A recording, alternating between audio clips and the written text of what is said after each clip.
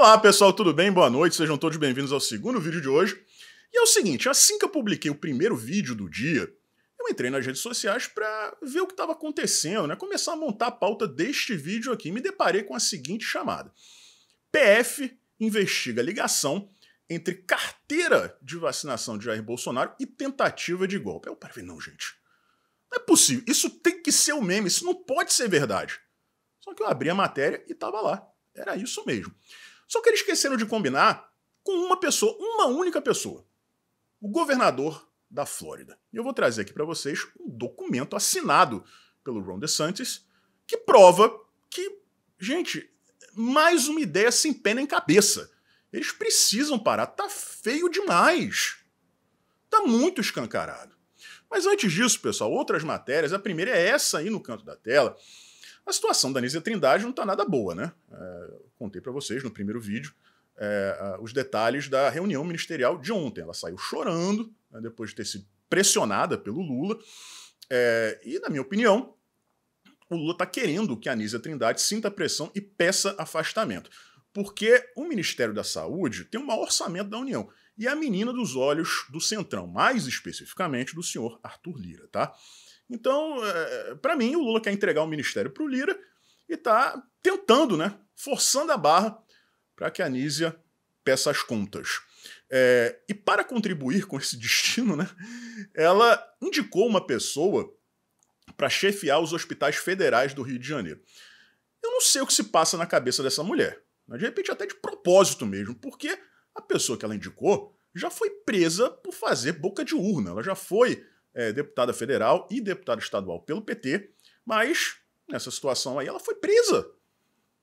A mulher tem ficha corrida. Ela é defenestrada dentro do próprio PT.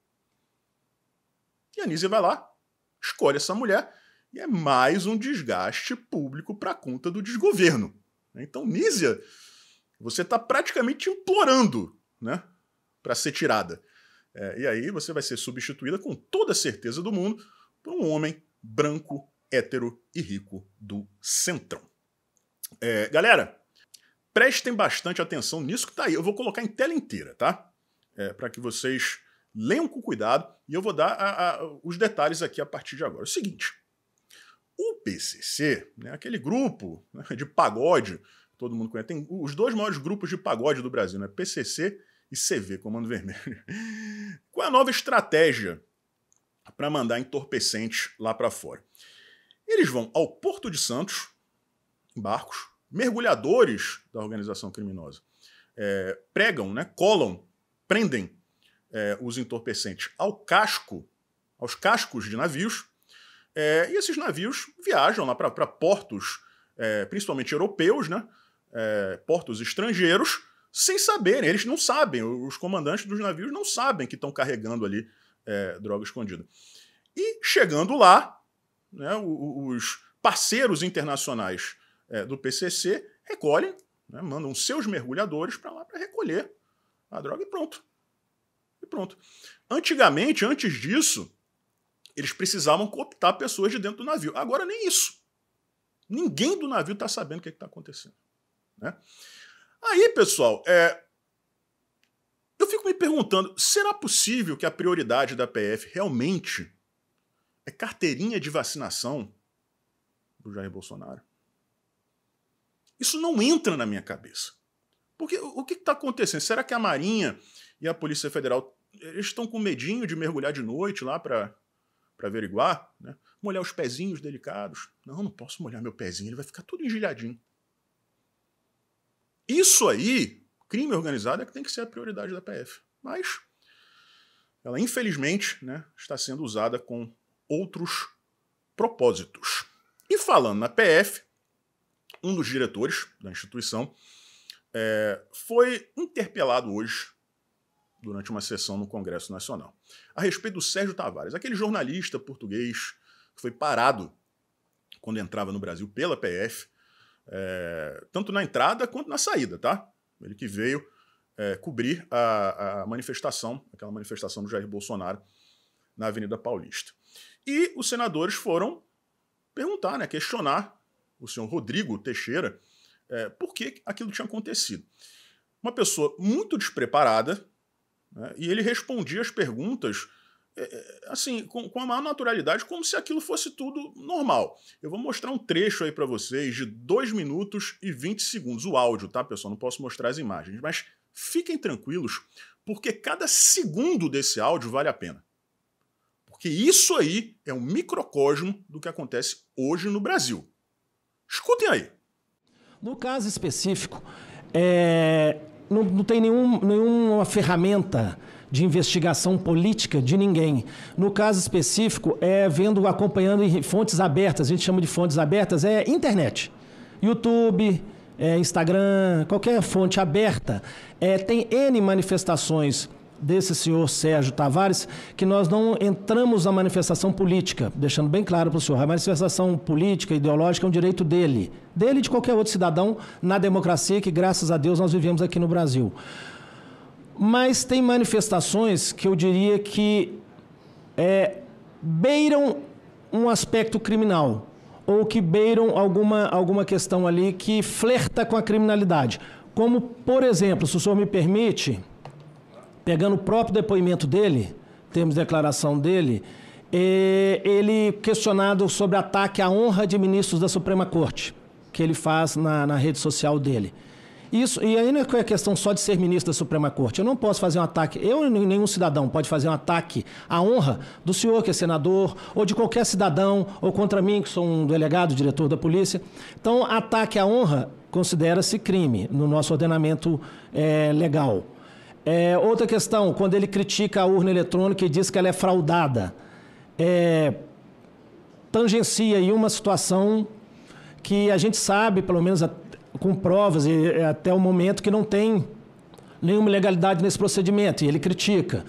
Ele apoia o movimento golpista que teve no 8 de janeiro. Ele faz manifestação favorável àquilo que teve no 8 de janeiro, de invasão de prédios públicos, inclusive aqui, do Senado, do Supremo, da Câmara dos Deputados e tal. Ele apoia aqui. Então, assim, tinha N manifestações desse cidadão Sérgio que está nessa situação. E foi isso que foi perguntado no depoimento. Se os senhores não tiverem acesso, se quiserem que eu leia, porque o depoimento dele tem 2 momentos, para ficar bem claro. Um é o momento técnico, que se pergunta se ele tem passaporte, se ele tem visto para entrar no Brasil, e essa questão técnica foi preenchida. Ele tinha um passaporte. Olha, o cara, como eu disse aqui, na maior naturalidade do mundo, né, como se fosse tranquilo, como se fosse correto. Ele diz que o jornalista português estava sendo monitorado. E aquilo aconteceu, aquela operação aconteceu por causa da opinião dele. Não adianta ficar cheio de floreio, não. O que aconteceu aí, o que esse cara falou, né, o diretor Rodrigo Teixeira da Polícia Federal, foi que o Sérgio Tavares foi, né, convidado a prestar depoimento por conta de opiniões emitidas por ele, enquanto em Portugal. Então, ao mesmo tempo, nós temos uma Polícia Federal que monitora pessoas nas redes sociais e considera a opinião um motivo para interrogar uma pessoa. Vocês lembram quando eu falei para vocês aqui que aquela resolução nova do TSE na prática não mudava nada, era só a formalização daquilo que já era praticado? Tá aí uma prova para vocês. Isso já é feito, nós já somos monitorados há muito tempo por muitas pessoas. Né? Vocês podem ter certeza que a PF tem um dossiê a meu respeito, com tudo que eu já publiquei nas redes sociais, com as minhas opiniões, já que para eles isso é um problema. Né? E as pessoas que têm perfis mais conhecidos, né? Comunicadores, políticos, jornalistas, todas essas pessoas estão sendo monitoradas, independente de resolução do TSE. Né? Isso é muito grave, pessoal. Isso é muito grave. E a gente vai chegar aqui a essa questão, né? Como eu falei aqui, eu juro, pessoal, não estou brincando. Quando eu li aquilo, eu pensei, não, isso foi alguém que pegou a logomarca da Veja e alterou o título de alguma matéria. Porque isso não é possível. Como que eles vão elencar carteirinha de picada com tentativa de golpe? Você tem que ser muito criativo para fazer um negócio desse. Né? Não é possível. E essa criatividade vem acompanhada de uma dose cavalar de vergonha alheia, né? Mas eles conseguiram. A alegação era de que o Bolsonaro queria a carteira de vacinação para poder permanecer no exterior enquanto o golpe de Estado era consumado. É isso mesmo. O Bolsonaro ia decretar, sei lá, estado de sítio, estado de defesa ou garantia da lei e da ordem. Iria para os Estados Unidos, como de fato foi, né? Ele foi para os Estados Unidos, e de lá aguardaria a conclusão do golpe. E aí sim, ele poderia voltar. Então, para esse período em que ele estava lá fora, ele precisaria da sua carteira de vacinação para ter uma vida normal, né? Para poder entrar no supermercado, para poder ir a um restaurante, né? Para entrar numa lojinha, para comprar um chocolate, um milkshake. Eles só esqueceram de combinar com uma pessoa. Com Ron DeSantis, o governador da Flórida, que em 2020, ele assinou um decreto simplesmente dizendo o seguinte, tá, pessoal? Primeiro, olha só, para vocês verem como uma coisa é abrangente e não deixa margem para dúvida, tá? Ninguém podia cobrar carteira de vacinação, ninguém podia exigir carteira de vacinação para entrar em lugar nenhum. Nenhuma empresa ou escola poderia exigir carteira de vacinação para empregado ou para estudante, e ele foi muito além.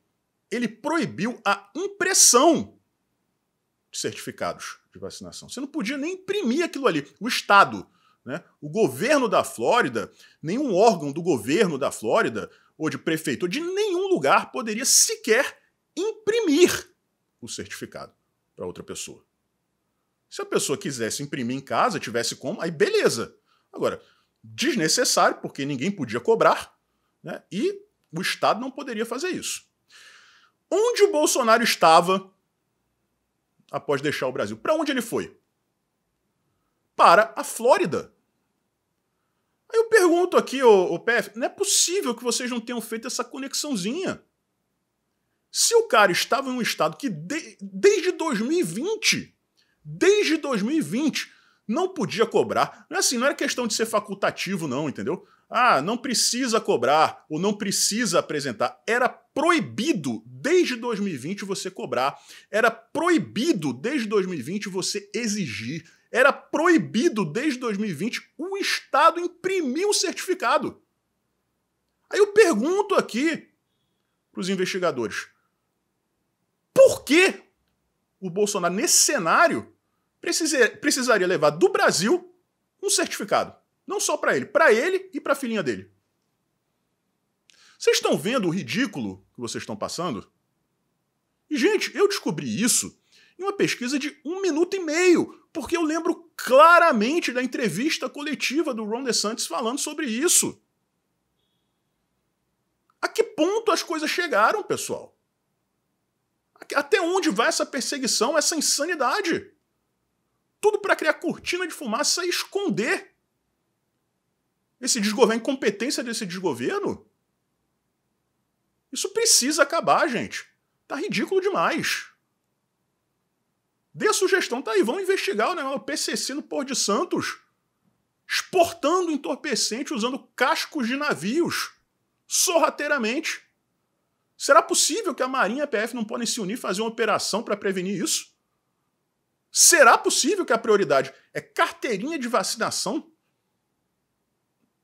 Depoimento sem vergonha de ex-comandante de Forças Armadas?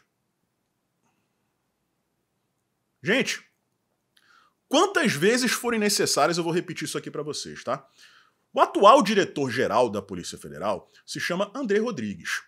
Ele foi chefe de segurança durante a campanha do Lula, chefe da segurança do Lula durante a campanha de 2022. E ele ocupou cargos altíssimos comissionados durante o governo da Dilma, na época de grandes eventos internacionais, Copa do Mundo e Olimpíadas, aqui no Rio de Janeiro, as Olimpíadas. Quem era subordinado dele nessa época? O delegado do caso Adélio. Exato, é senhor Fernando Moraes. Era subordinado do André Rodrigues. Eles são amigos de longa data, amigos pessoais. Então nós temos uma pessoa que fez a segurança do Lula durante a campanha dele de 2022, que foi comissionado cargos importantes durante o governo da Dilma e tem uma relação pessoal de amizade com o delegado do caso Adélio, que disse que o Adélio era um lobo solitário. E onde está o delegado do caso Adélio hoje? É diretor de inteligência da Polícia Federal. Então o órgão está completamente aparelhado. E vale salientar que a justificativa para impedir que o Alexandre Ramagem assumisse o mesmíssimo cargo de diretor-geral durante o governo de Jair Bolsonaro, quando ele foi escolhido, foi a proximidade dele ao Jair Bolsonaro e o fato dele ter feito a segurança do Bolsonaro durante a campanha de 2018. Gente, tente explicar isso para um gringo. Eu já tentei. É muito difícil. É um caminho muito difícil esse que a gente está percorrendo, tá? Mas tá aí.